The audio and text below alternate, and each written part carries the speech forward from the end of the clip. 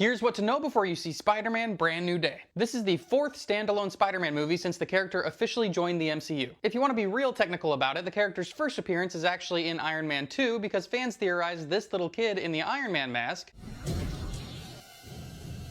was actually Peter Parker, and Marvel retroactively confirmed that to be true. But his first genuine appearance was in Captain America Civil War. The Avengers have split up due to a disagreement about signing the Sokovia Accords, which would make it so the Avengers would become subject to government oversight. Steve Rogers, aka Captain America, refuses to sign the Accords, but Tony Stark, aka Iron Man, is in favor. So they lead each side of this mini Civil War. To try and capture Steve and his team, Tony recruits a new superhero he's been observing in Queens, New York. That turns out to be Peter Parker, aka Spider-Man. Now, we never actually see a direct origin for this version of the character. We don't see him get bit by the spider, and we don't see what happened to Uncle Ben. By the time we meet this version of Peter, that's all already happened. But we'd already seen different versions of that origin in both Spider-Man and The Amazing Spider-Man, so it wasn't really needed. Peter agrees to come and fight for Tony on this one mission, and from that point on, Tony becomes a kind of mentor to Peter.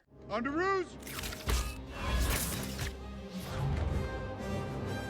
We got the first MCU Spider-Man movie in 2017 with Spider-Man Homecoming. After helping Tony and fighting alongside other Avengers, Peter is eager to become a full member of the team and use his powers to help save the world. The problem is, he's just a kid. He's still in high school. Tony advises him to focus on just being a friendly neighborhood Spider-Man, keep going to school, do what you can in your local community, but Peter can't resist trying to take on a bigger threat when he learns about Adrian Toomes, aka Vulture. Adrian's company was assigned to help clean up New York after the battle in the first Avengers movie, but his company was replaced when Tony helped to create the Department of Damage Control. So now they spend their time recovering all the leftover alien artifacts from the battle and using them to make new weapons and other technology. Peter accidentally reveals his identity to his best friend Ned, so Ned becomes Peter's guy in the chair. Their investigation into Adrian results in a confrontation with him on the Staten Island ferry, which endangers the lives of citizens. Tony gets angry at Peter for disobeying him and takes back the fancy Spider-Man suit as punishment. This is all I have. I'm nothing without this suit. If you're nothing without this suit, then you shouldn't have it. Peter struggles with feeling like he's failed, but decides to try and focus on being a normal high school kid instead. He takes Liz to the homecoming dance only to find out that her father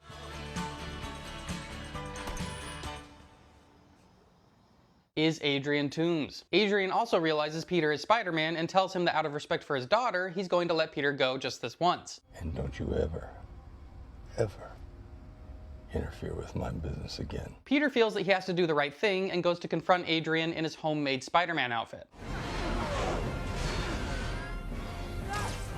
He manages to defeat Adrian and turns him over to the police. Liz moves away, but that's okay because Peter realizes he may actually like MJ more anyway. After Peter handled the Vulture situation so well, Tony offers Peter an official spot on the Avengers, but Peter declines, saying he's okay to be a hometown hero for now. And Aunt May also finds out Peter is Spider-Man. Spider-Man next appeared in Avengers Infinity War. Thanos has launched his plan to gather all of the Infinity Stones so he can put them in the gauntlet and get rid of half the galaxy's population. His minions show up in New York City to try and get the Time Stone from Doctor Strange. Spider-Man shows up to help fight them alongside Tony. Even though Tony tries to stop him, Peter follows Tony onto the minion ship. They use it to go to Titan, which used to be Thanos' homeworld before it was destroyed. There, they team up with Doctor Strange, Peter Quill, Drax, Mantis, and Nebula to try and defeat Thanos by taking his gauntlet away.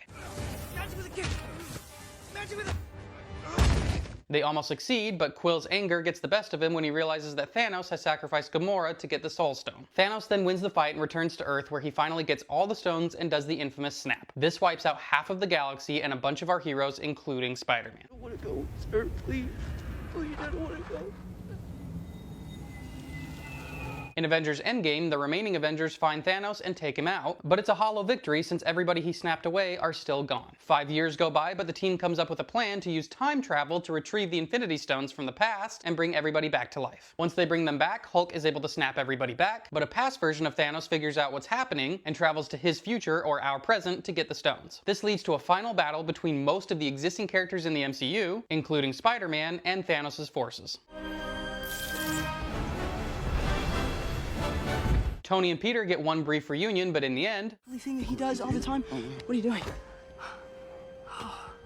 Tony has to be the hero that sacrifices himself by using the stones to destroy Thanos' army once and for all. Peter and all the other heroes attend Tony's funeral. In Spider-Man Far From Home, Peter and all his classmates are dealing with the fallout of Thanos' snap. Even though years have passed, for anyone that was snapped away, it was like it was instantaneous. So Peter, Ned, and MJ are still in high school, and they're about to take a school trip to Europe. After getting snapped, fighting Thanos, and seeing his mentor pass away, Peter really just wants to be a normal kid, and he really wants to tell MJ that he likes her. The problem is, creatures known as elementals emerge from an alternate universe and start attacking Earth. But along with them comes Quentin Beck, aka Mysterio, a hero from the same alternate universe. The elementals destroyed his home, so now he's here to help. Nick Fury recruits Spider-Man to try to help, even though Peter doesn't really want to. Peter has also inherited something from Tony, a pair of glasses that gives him control over a fleet of weaponized drones. Peter helps Beck defeat the elementals and they forge a friendship. Peter knows the world needs another Iron Man, but he doesn't feel he's worthy. So he gives the glasses to Beck, entrusting him to be the hero the world needs. Okay, so he must have known that I was not ready for something like this.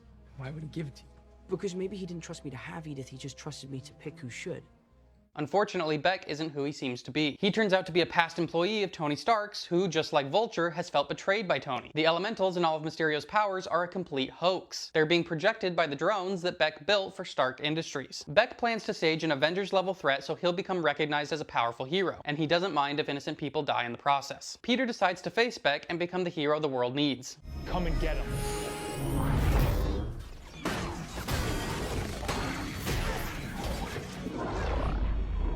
He's able to stop Beck's plan and disable all of the drones. He also reveals his identity as Spider-Man to MJ, who already kind of figured it out herself, and they become a couple. But then, a final message from Beck is released to the public that reveals Spider-Man's identity. Spider-Man's name is Peter Parker. What the? Also, technically Nick Fury was a Skrull the whole time, but it really doesn't matter here. And finally, in Spider-Man No Way Home, Peter tries to deal with the fallout of his exposed identity. It's completely ruining his life and affecting his loved ones, so he seeks help from Doctor Strange. He convinces Strange to perform a spell that would make it so the whole world forgets Peter is Spider-Man. But the spell becomes too complex and threatens to do bigger damage, so Strange decides to stop it. It turns out the spell has caused unforeseen problems as Peter is suddenly attacked by Otto Octavius, aka Dr. Octopus. Hello, Peter. Hi? Do I know you? What have you done with my machine? But it's a version of Otto that we already met all the way back in 2004's Spider-Man 2. Strange's spell was corrupted and has started pulling in people from the multiverse that know Spider-Man's identity. This ends up being a whole group of former Spider-Man villains from multiple iterations of the character. In addition to Doc Ock, we get Norman Osborn, aka Green Goblin from Spider-Man 1, Flint Marko, aka Sandman from Spider-Man 3, Kurt Connors, aka Lizard from The Amazing Spider-Man, and Max Dillon, aka Electro from The Amazing Spider-Man 2. Peter soon learns that all of the villains were pulled out of their universes right before they died. So instead of just sending them back, he tries to help each of them, hoping it will change their fate. This goes wrong when Norman Osborn's Green Goblin persona takes over, and he convinces the villains to turn against Peter. Norman?